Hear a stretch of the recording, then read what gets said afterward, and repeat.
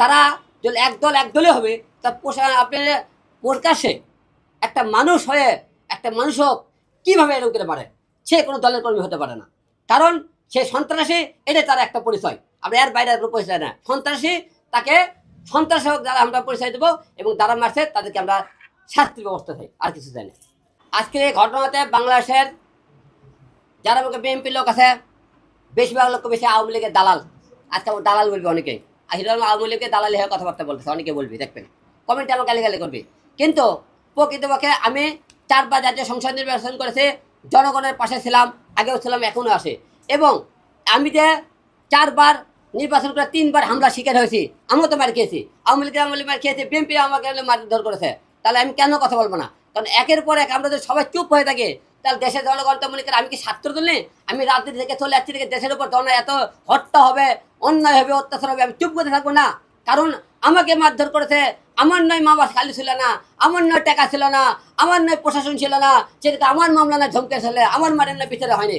কিন্তু যাদেরকে আজকে প্রকাশ্য মারধর করতেছে, তাদের জন্য সবাই যে চুপচাপ থাকে, দেশের জনগণ কথা না বললে আজকে সবকে পাথর দিয়ে মেরেছে, কালকে আপনাকে মারবে না তার কোনো শিওর নাই। তাই আপনাদেরকে সবাইকে বলতেছে একটা কথাই, আপনারা যারা অন্যায় করবে, অত্যাচার করবে, জুলুম করবে, আপনারা তাদেরকে প্রতিবাদ করেন।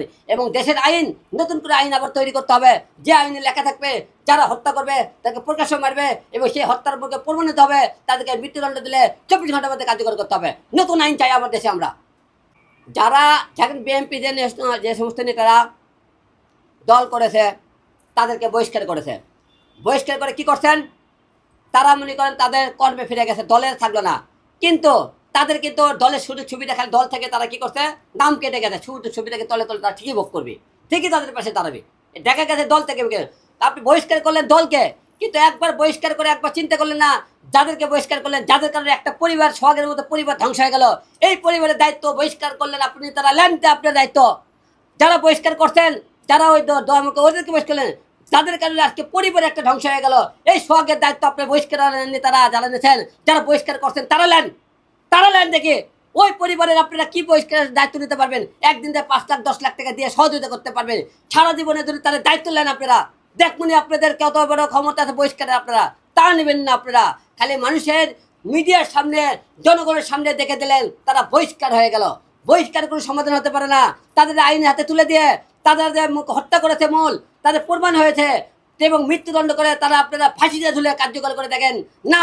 দেশে অন্যায় করলে, তার প্রতিবাদ করলে, এই ধরনের হত্যা করলে তাদের বিচার হলে ফাঁসি ফাঁসি ফাঁসি।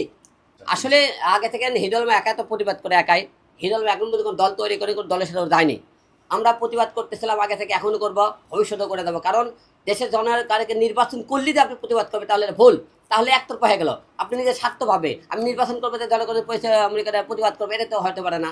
এতে দেশের সচেতন নাগরিক হলে, অন্যায় অত্যাচার হলে আপনার প্রতি সবাই দিলে আপনি কথাবার্তা বলেন, তাহলে মনে করবেন বুঝবে জনগণ না হিরণ সব দিকে আছে, কারণ স্বার্থের জন্য নাই। আমি নিজের কথা ভাবি না, কারণ আমি নিজের জন্য কয়বার মৃত্যুর মুখ থেকে ফিরে এসেছি, উপর আলো এখনো বেঁচে রাখছে। ভবিষ্যতে মনে করেন যে অন্যায় অত্যাচারে হিরণ চুপ থাকবে না কোনো জায়গাতে, সব জায়গাতে অত্যাচারের অবশ্যই হিরো আলম পাশে থাকবে।